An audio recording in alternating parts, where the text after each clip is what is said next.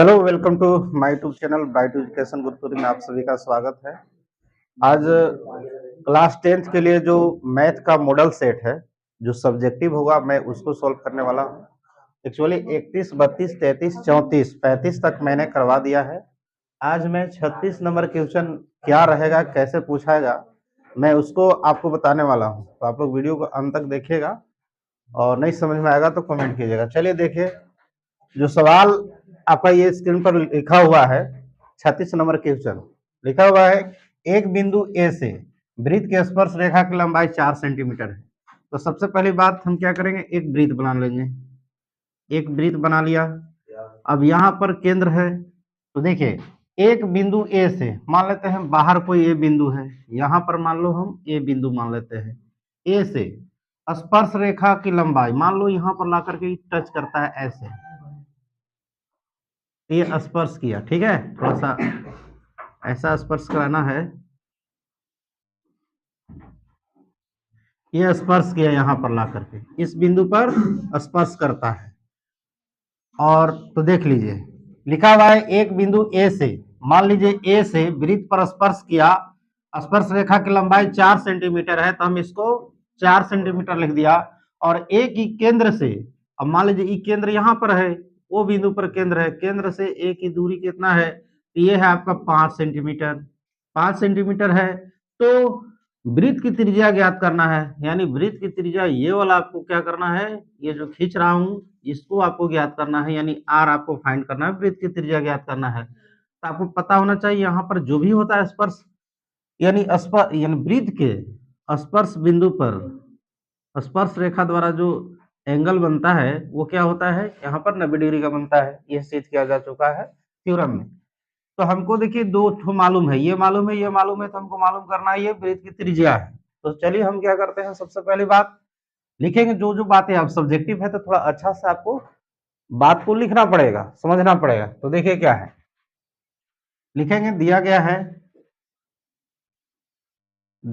है वृत्त की स्पर्श, वृत्त की स्पर्श रेखा की लंबाई, जो बातें दी गई है क्वेश्चन में उसको लिखना है। यानी लंबाई आपको मान लो यहाँ पी बिंदु पर स्पर्श करता है, मान लीजिए यहाँ पी पर स्पर्श करता है, तो लंबाई कितना है आपको 4 सेंटीमीटर है। तथा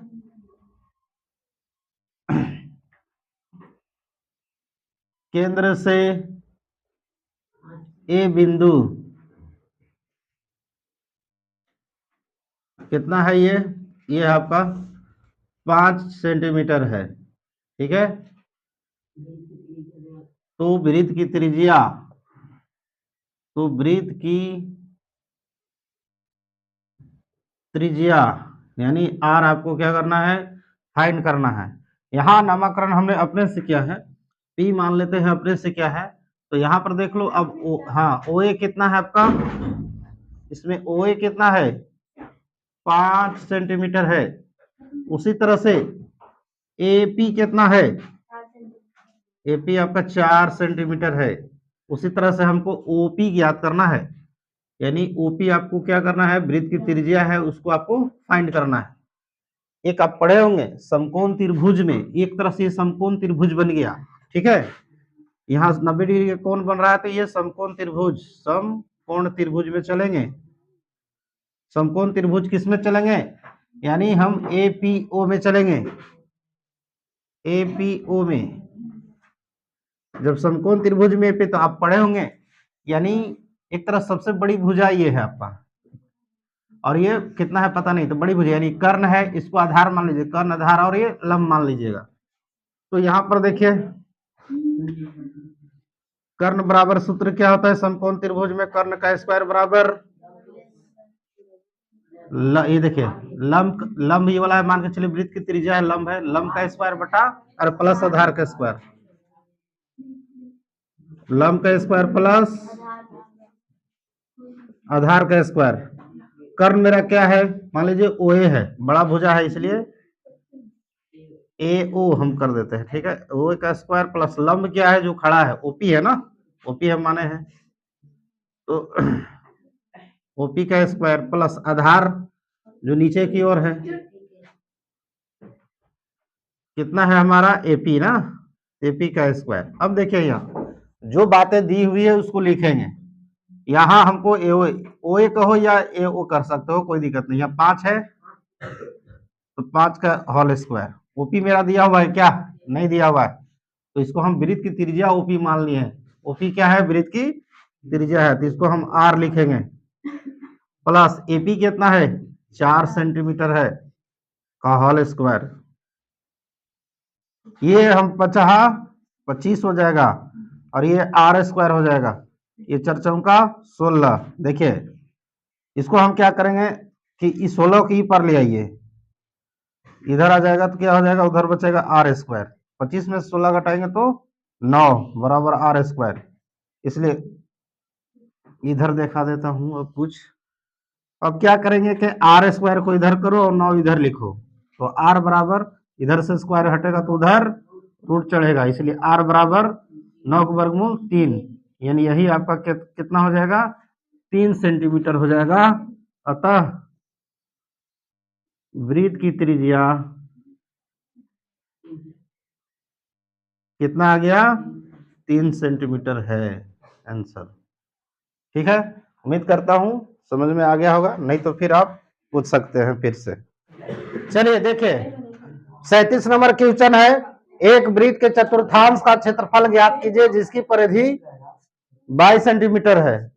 ठीक है, तो एक पहले नंबर में हम एक वृत्त बना लेते हैं। एक वृत्त बना लिए, यहां पर आपका सेंटर है और ये त्रिज्या ज्ञात करना है। नहीं, पहले त्रिज्या ज्ञात करोगे तब फिर क्षेत्रफल पता चल जाएगा। तो चलिए हम एक वृत्त के चतुर्थांश का क्षेत्रफल ज्ञात करना है जिसकी परिधि 22 सेंटीमीटर है। ठीक है, तो मान लेते हैं दिया गया है, यहां पर जो भी दिया है उसको लिखेंगे। दिया गया है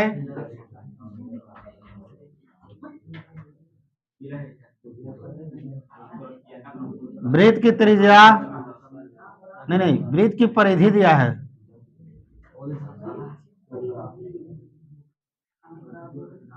वृत्त की परिधि 22 सेंटीमीटर है। क्योंकि हम जानते हैं क्या चीज, वृत्त की परिधि बराबर क्या होता है, 2 पाई आर, क्या होता है 2 पाई आर।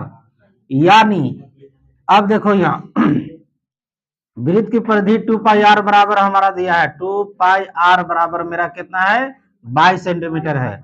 अब हम क्या करेंगे, 2 इंटू पाई इंटू आर, हम क्या करेंगे काटेंगे इसको, चाहो तो पाई का मान कितना होता है बैठाइए दीजिए, और ये आर। अब देखो यहाँ नहीं कटेगा तो कोई दिक्कत नहीं, 22 दूना 44 इंटू आर लिखेंगे, इसलिए आर बराबर,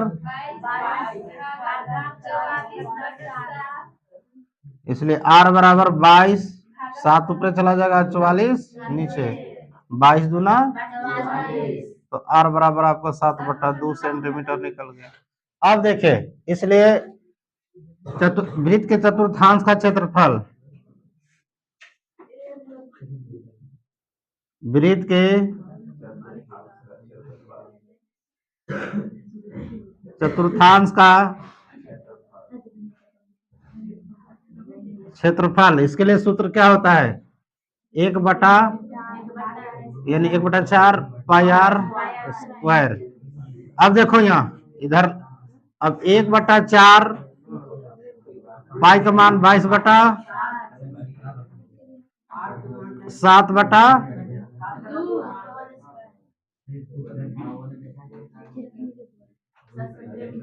इसको लिखेंगे 2 बार, 7 से 7 कट गया, 2 एकम 2, 11 दूनी 22। तो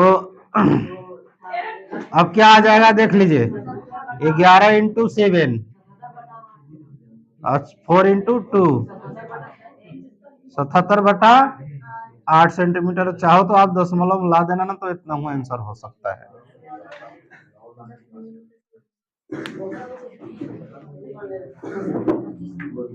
एक पासे को एक बार फेंका जाता है।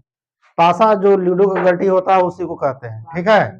क्या होता है, लूडो गट्टी में 1 से लेकर के 6 तक नंबर होता है, ठीक है।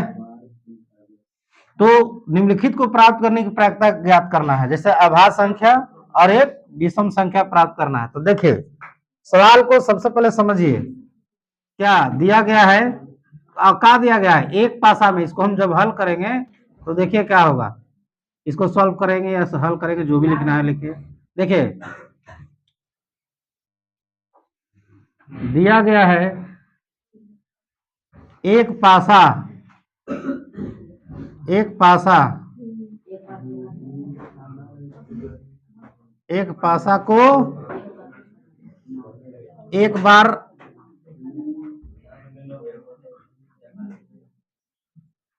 फेंका जाता है।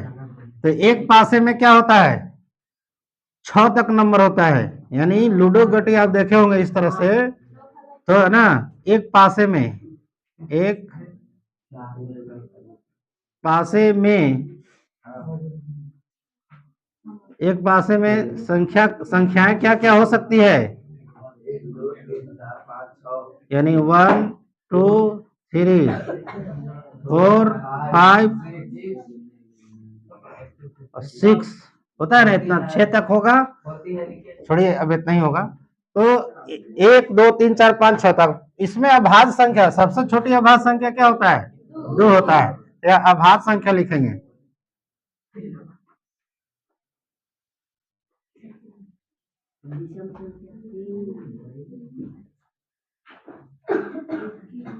अभाज्य संख्या कौन कौन होगा, 2 3 5, ये 3 को होगा ना। तो यहां पर लिखेंगे अभाज्य संख्या आपका 3 हो गया। अभाज्य संख्या कितना हो गया, 3 हो गया, ठीक है। तो यहां पर हम क्या लिखेंगे, नहीं अब पहले इसको निकाल लेते हैं। और कुल संख्या कितना है, कुल संख्या आपका 6 है, यानी n बराबर 6 है। और 6 में 1 2 3 4 5 6 गो है ना, तो टोटल संख्या नंबर कितना है, 6 है। लेकिन अभाज्य संख्या कितना है, और अभाज्य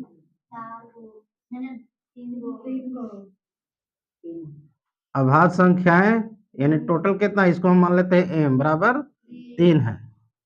इसलिए प्रायिकता बराबर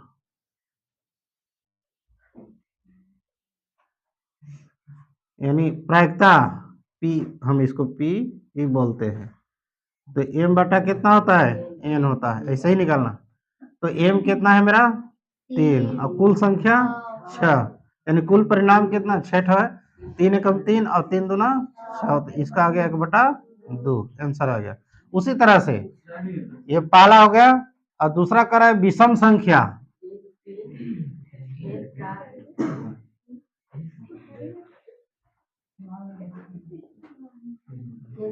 विषम संख्या है, विषम संख्या में 1 आ जाएगा, 3 आएगा और 5 आ जाएगा। 1, 3, 5, इसमें भी आपका कितना हो जाएगा, कुल संख्या तो आपको दिया है ना, कुल परिणाम, कुल परिणाम यानी n कितना है, 6 है।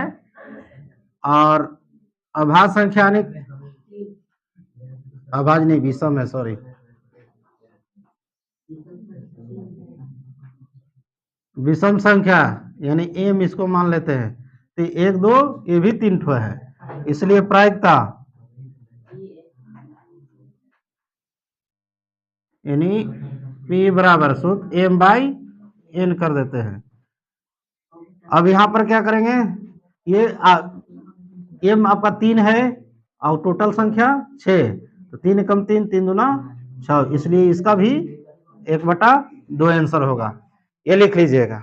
यहाँ पर जहां पर क्या होता है, ये m और n क्या है, यानी जितने भी संख्या होता है n से इसको डिनोट करते हैं कुल परिणाम को, और जितने आएगा उस संख्या को हम लोग m से डिनोट करते हैं।